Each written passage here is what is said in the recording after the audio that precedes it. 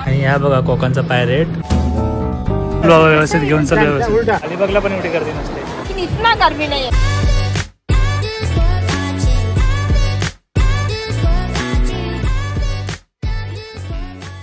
Day 2 at Havelock. आम्ही लोक आता रात्री ज्या बीचवर आलेलो ना त्याच बीचवर आम्ही सकाळीच झालो. आम्ही ॲक्च्युली 7 वाजता येणार होतो बट लेट झाला आहे थोडा. आता कोणामुळे झाला ते डिस्कस करण्यात काही अर्थ नाही आहे. त्याच्यामुळे आपण आधी जाऊया. मला बीच दाखवते मी. खूप मस्त वाटते सकाळचा. मस्त वाटते ना निळा सागर. अरे ते आम्ही थोडा वेळ फोटोशूट करू कारण की आम्हाला नेक्स्ट डेस्टिनेशनवर पण जायचं आहे. आणि आता आम्ही स्पीड बोटने चाललेलो आहे एलिफंट बीचवर. उन्हाखवा बोटीनं फिरवालं का उन्हाखवा बोटी. आणि आई ते पोल मारत बसलाय नाखवा बोटीनं फिरत.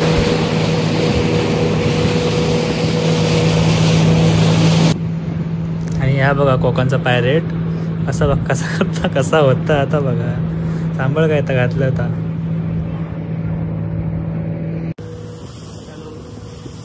आता आम्ही जातोय एलिफंटाला. खूप जाम आहे पण आणि मी हा लोकलला पण जरा बरं वाटतं. एवढंच आहे फक्त इकडे लवकर सकाळी यावं लागतं. 7, 6, 7, 8 नंतर काय खरं नाही.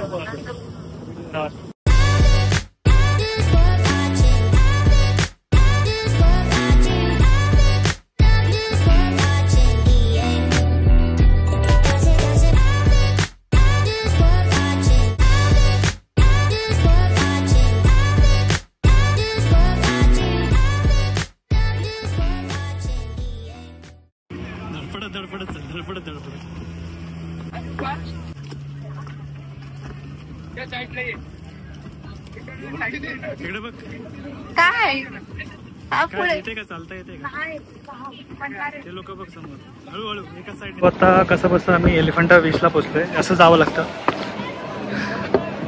असा एक ब्रिज केलाय.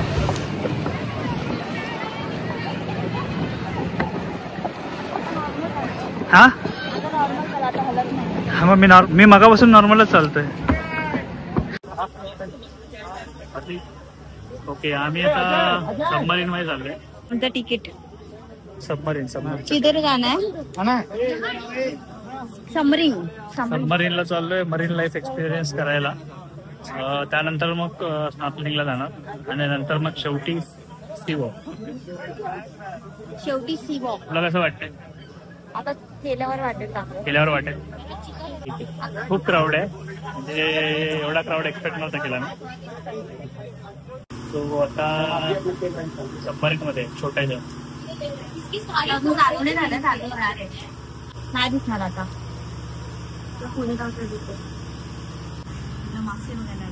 माशी आहे ना छोटे छोटे बघ.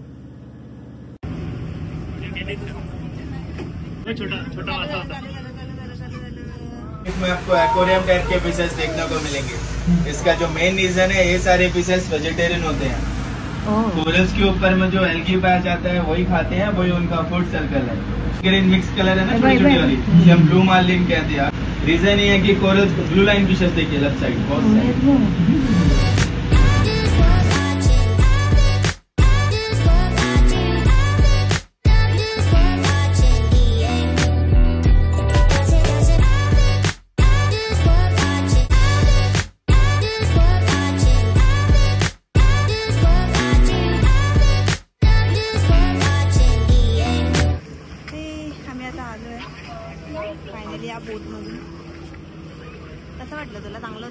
डोकं दुखायला लागलं पण चांगलं.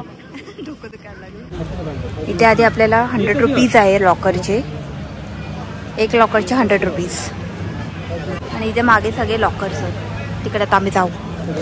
खायचं वगैरे असेल तर आहे इकडे. आम्ही आता वॉटर ॲक्टिव्हिटी करायला चाललो आहे. त्यासाठी रेडी झाली आहे. माझं लिंबू पण झालं. लिंबू मसाला. 2 वॉटर ॲक्टिव्हिटी बाकी आहे त्या करून परत आम्ही चेंज करू. नंतर राधानगर बीचला बीचवर जायचं. राधानगर. बघू. थकलोय, ऊन खूप आहे.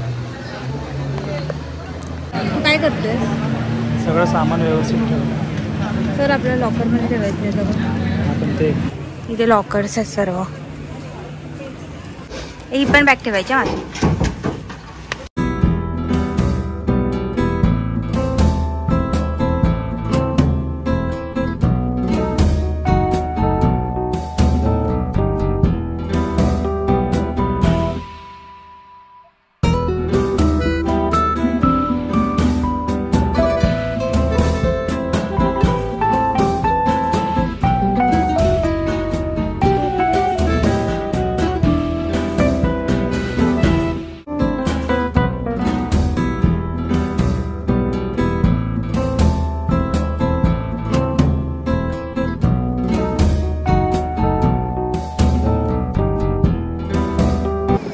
Done with the water activity. I am just waiting for Divesh. जो समोरून आला आहे. 1 मिनिट दाखवते. भेळ आणायला गेलेला बिचारा. एकच घेतली का? आला तो. हा बस झाली, भरपूर आहे. आता आम्ही राधानगर बीचला जाणार आहे, पण आम्हाला ॲक्च्युली खूप लेट झालं आहे. त्यामुळे तिकडे कदाचित टाळू. व्यवस्थित हा बरोबर आहे. चल बाबा, व्यवस्थित घेऊन चल. व्यवस्थित सेम मैम सेम ओके. हां ना हां ओके भूक लागलं दोघांना पण, आम्हाला भरपूर. कारण आणलं म्हणलं आल्यावर तुला अंश विसरून जायचं. हां हेच खायचं. आता मला देणार का जरा? भूक लागली. आम्हाला एकच टेन्शन आहे की आम्हाला कदाचित तिकीट मिळणार नाही राधानगरचं, कारण की आम्हाला खूप लेट झालं. नशिबात असेल तर मी, नशिबात असेल तर मी बघूया.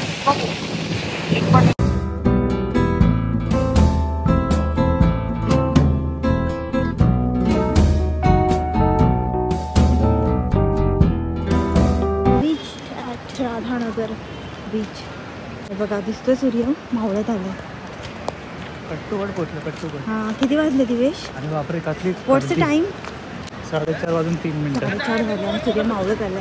अलिबागला पण एवढी गर्दी नसते.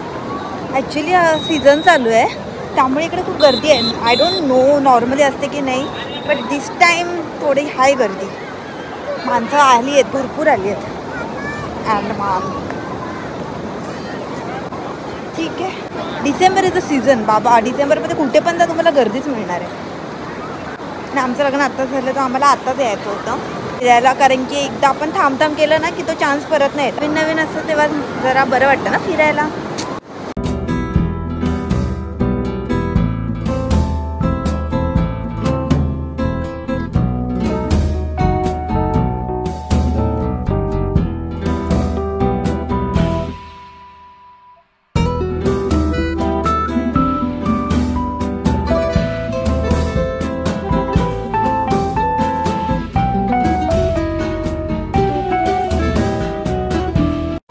आम्ही राधानगरवरनं निघालो आहे. ड्रायव्हर इथेच कुठेतरी असेल. थोडीफार शॉपिंग केली आहे आणि इथे भेळ खायला, कारण की इथे डिनर 7:30ला ऑलमोस्ट चालू होऊन जातं.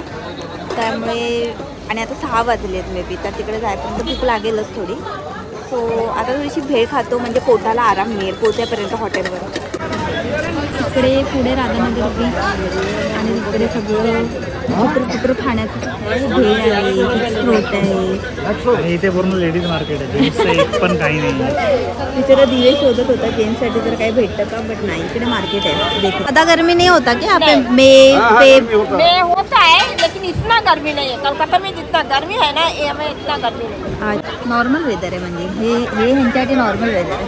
मग काय भाई, थंडी ज्यापेक्षा येत असेल तर येऊ नका प्लीज. हां इथे थंडी तुम्हाला कधीच मिळणार नाही. दुपारचं गरम, रात्रीचं नॉर्मल, म्हणजे असं घाम नाही रात्री नॉर्मल. रात्रीचं फक्त हॉटेल आणि AC. हां हाय, आमचं आता डिनर झालं आहे. डे 2 इथे संपतोय आमचा. आज आपण कुठे कुठे गेलो? Elephant beach water activities water activities केल्या तिकडे. आम्हाला खूप म्हणजे असं एक्साइटिंग वाटलं कारण आम्ही कधीच केलेलं नाही, कधी बघितलं पण नाही. मालवणला मी scuba diving, parasailing, jet ski केले टोटल. इकडे खूप महाग आहे पण त्या गोष्टी म्हणजे ज्याची वर्थ आहे ती म्हणजे नवीन गोष्टी, जसं स्कुबा डायव्हिंग झालं, स्नॉर्कलिंग झालं, त्याच्यानंतर सी वॉक वगैरे बाकीच्या ज्या वॉटर ॲक्टिव्हिटीज ज्या कॉमन कुठेही नाही आहेत त्या वर्थ आहेत ह्या प्राईजमध्ये सध्या, कारण त्या बाकी कुठे नाहीत आपल्या महाराष्ट्रामध्ये, मला तरी नाही माहिती. आणि जेटस्की वगैरे आहेत, बाकी normal banana ride, dragon ride, ही एक राईड 600 रुपये पर पर्सन. सो ती नकोच आहे, आम्ही नाहीच घेतल्या. आम्ही तिकडे कसं आहे एक कॉम्प्लिमेंटरी मिळते ना, सांग. कॉम्प्लिमेंटरी ते दिले होती पण ते काय सगळ्यांना देतात ती कॉम्प्लिमेंटरी म्हणजे काय स्नॉर्कलिंग कॉम्प्लिमेंटरी देतात तिकडे, म्हणजे जर आलं तर एलिफंटला. पण ती काय स्नॉर्कलिंग मध्ये काही नसतं. पण आम्ही एक्स्ट्रावाली घेतलेली ते वर्थ होतं कारण की ते पुढे एकदम घेऊन गेलेले आणि माशांना तुम्ही हात पण लावू शकता. मी लावले. आणि तिसऱ्यामध्ये गेलो आपण सी वॉक मध्ये. सी वॉक सगळ्यात बेस्ट होता, स्नॉर्कलिंग पण भारी होता. पण ते कसं आहे की शेवटी दुसरा कोणतरी आपल्याला हे करतोय म्हणजे घेऊन जातोय, तसं सी वॉक मध्ये नाही. सी वॉक मध्ये पण खाली कोणतरी घेऊन जातं पण नंतर तुम्हाला चालायचं. आणि तिकडे खूप सारे फिश वगैरे भरपूर होतं. फिश होते, कोरल्स होते, शिंपल्या होत्या ज्या अशा हात अशा गेल्यानंतर असं हात गेला की क्लोज होत होते, असं हात गेला की क्लोज. इतकं हात लावायला भेटला. हा आम्हाला म्हणजे टच करायला दिलं. नॉर्मली तिकडे जाऊन आपण काही असं उलटा फुलटा नाही करू शकत. ती लोक जे सांगणार आपल्याला तेच करावं लागतं, त्या लोकांनी करून दाखवलं तसंच करावं लागतं. That was cool. सगळ्यात महागडी आणि सगळ्यात चांगली जी होती ती सी वॉक. डे 3 उद्या आम्ही जाणार आहे. डे 2 म्हणजे आता हॅवलॉक संपलाय कारण आम्ही घरी आलो पापडी चाट खाऊन. पापडी चाट खाऊन. आज फक्त 2 बीच केलेले आम्ही. एलिफंट मध्ये जास्त वेळ गेला कारण राईड्स होत्या. आणि अजून एक गोष्ट की एलिफंट बीचला 3 तासच असतं. सो गेलात तुम्ही सकाळी लवकर जावं लागतं. आम्ही लेट गेलो होतो. आम्ही 10 वाजता हॉटेलमधून निघालो, त्यामुळे 11 पर्यंत तिथे पोहोचलो. 11:30 आम्ही जागेवर पोहोचलो तिकडे आणि तिथून 3 वाजेपर्यंत आम्ही तिथेच होतो. आणि जास्त गर्दी पण होती, त्यामुळे गर्दी पण होती. तर जायचं असेल एलिफंट बीचला तर सगळ्यात लवकर जा, म्हणजे तुम्ही लवकर रिटर्न येऊ शकता. कारण की तिकडे आपल्याला बोटीने नेतात, टीमने नेतात. 10चा ग्रुप असतो. 10चा ग्रुप असतो. आणि तोपर्यंत बाकीचे सगळे येत नाही, तोपर्यंत आपल्याला तिकडे वेट करावं लागतं. जाताना पण एकत्र जायचं, येताना पण एकत्र. त्यांनी किती ऍक्टिव्हिटीज घेतल्या त्याच्यावर आपला पण टाइम डिपेंड आहे. तर त्यांनी 5 ऍक्टिव्हिटी घ्यायची गरजच नाही. त्यांनी 5 घेतल्या, तुम्ही 2 घेतल्या तरी तुम्हाला त्यांच्यासाठी वेट करावाच लागणार. मी तर सजेस्ट करेन बाकीच्या राईड तुम्ही मालवण अलिबागला करा आणि इथे ज्या खूप चांगल्या आहेत त्याच करा. आम्ही ज्या फक्त 2च घेतल्या त्यामुळे आमचं सगळं व्यवस्थित झालं. आम्ही टाइमवर ऑन टाइम चेंज करून वगैरे सगळ्यांच्या अगोदर आम्ही पोहोचलो होतो. सो ते बेस्ट झालं. बाय. आता आपण डायरेक्ट उद्या भेटूया डे 3. बाय.